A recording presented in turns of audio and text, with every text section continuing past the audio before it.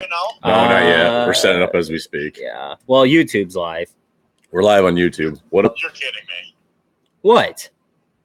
We're live on you. No, I'm saying like good. Like you're kidding me. Oh, a good kid. In your life. In your life. Did you watch golf any today? Not a lick. Okay. I watched a little bit, probably an hour or so. Jared, keep spewing. It's in St. Louis, Missouri. Yeah, I don't know. What's in St. Louis, Missouri? PGA Championship. Watched golf any today? I wish mix of golf courses. Like screw the Midwest when it comes to golf courses. Yeah, like you're not gonna hurt our feelings. We should do this for the podcast. Yeah. Let's get that going right now. Actually. Okay, JP. Ready, Jay Stone? You bet. All right, guys, welcome back. Episode 3. Oh, that's loud. Yeah, Jeff. Just settle down. You're a zombie, remember? Dude, I am in a weird state of mind. Zombie, Jeff. Well, with that being said, Jared's ready to kick it off. This is episode 33 of Taking the Over. And, of course, this is Three Angry Men. I got my boy, Mr. Gross, and my boy, Gunner, the Big Beard Dinkla, with me. What's up, boys? How's it going, Jeff? Sorry. How's it going, Zombie Jeff? Yeah, Zombie Jeff. Yeah, so listeners. Okay, start the listeners off by how your week's been going. So, yeah, listeners, I'm actually night shift now. So I work the graveyard shift at John Deere. Working on the night shift. And long story short, I work at 9:30 p.m. to 7 a.m., and it sucks. What sucks about it? The weirdest thing I found out about it was when you go there, when you work 9:30 to 7, you work twice, and like you work on 2 separate days, right, Jared? Right. Well, my thing is I'm there, so it's weird. I'm there at 7 a.m. in the morning, and then I have to go back to there at night. So it makes you feel like you work twice a day, and it's just like the weirdest thing. Yeah, that actually does. Like when you sent me that, you texted me earlier this week about it. I'm like, that actually makes a decent amount of sense. Like psychologically, it feels like you're working twice a day, and I could see how that would suck. Right. Yeah. It's weird. It sucks because you get home at 7 o'clock, and then I try to go to bed until 3. Well, of course, I live downtown. I live downtown where everybody's commuting. So I got to try to sleep with a dump, like the city people trashing dumpsters, cars hitting each other, honking. It's great. I get a lot of good sleep here.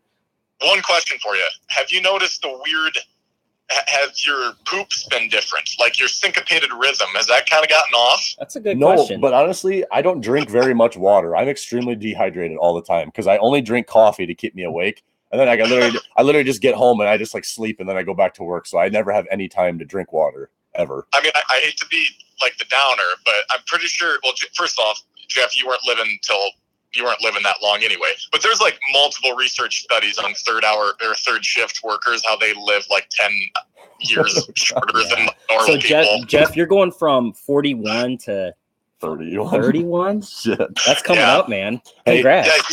Yeah, usually people are like, oh, like 40's the new, or 30's the new 40, or I forget how it goes, but you're going in the reverse direction, Jeff. Yeah. Jared, what did they say some of the negative side effects were of like third shifts? I don't know. I think like the main thing was dietary habits that they talked about. So like, so you were doing intermittent fasting.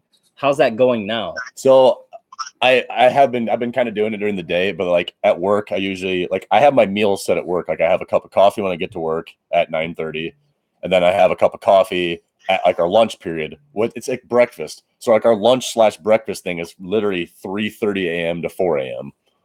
So I'm like, okay, I'll have a cup of coffee during then because I don't want to have one after because I got to sleep, So usually what I'll do is I'll have like the 2 cups of coffee and then like a granola bar, and I'll have the granola bar at the lunch, but then I'll like try to eat normal meals after. And it's weird. I want to do the intermittent fasting thing still, so I need to like find like an 8-hour window that like works for all of my day basically. Yeah. But yeah, other than that, I mean, yeah, it's terrible to say the least. I would never recommend it to anybody, but I get paid more to do it, and it's only for 6 months. So, yeah, I mean, and John Party literally wrote a song about you, literally. Makes me feel kind of special then. Working on I would on my way to work. That's the song I would play. I'm gonna do that tonight. Yeah. But you know what's nice, Jared, about it? Like it kind of teaches me discipline, and like I feel like someday, how like old men are always like they always like tell their kids, "Oh, you didn't have it so bad." When I have kids, I can be like, "Yeah, I used to work 9:30 a.m. or 9:30 p.m. to 7 a.m. So shut your mouth, kids." Yeah, and then your grandkids are gonna be like, "What are clocks?" Because by then something else is, Right. Yeah, but anyways, enough Right. about me, Jared. Enough about my struggles in life. What's making you mad? What's on your mind this week? Well, okay, so Gunnar and I were talking before we started recording, and we were talking about the PGA Championship, which, first of all, is kind of a hilarious major. It's kind of like the stepchild of golf majors. Is that right, Gunnar? It's the one people don't care about. Yes and no. I mean, it's still a major, so I give credit. I mean, it's in the top 4, but yeah, it's no Masters, it's no British Open, it's no like the Open. It's I would agree with you there. Right. We were It's definitely not. It's definitely not on the Masters level. Right. And it's in St. Louis, Missouri this year, and we were just discussing how we think it should be Pebble Beach, Torrey Pines, TPC Sawgrass, like all the classics. The classics. They have the PGA Championship in St. Louis. That's where it is this year. Yeah. Might as well have it at Esterville Golf Course. Jesus. St. Louis was the Rams leaving. Oh, Do you hear that? did you Jared? hear that, Jared? Is that Derek? That's Derek You bet. Michael Nealon. Derek, get in here. Join us. Get Derek in here. Let's go. This is 4 angry men now. But anyways, yeah, I watched probably hour and a half of it today.